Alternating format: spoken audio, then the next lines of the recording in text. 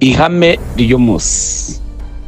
Nk'uko mubizi turi mu mwaka wo gukira ku buzima bwawe, ku bugingo bwawe, ku gihugu cyawe, aho uri hose. Ihame ry'umunsi, Imigani 10:2 aravuze ngo ubutunzi bubi ntacyo bumara, ariko gukiranuka kudukiza urupfu. Uyu munsi wa none ndagira ngo ubwire Imana ngo Mana, ndashaka gutunga ubutunzi bwiza burimo Kristo, gukiranuka kudukiza urupfu. Imana yacu ntihabwe icyubahiro.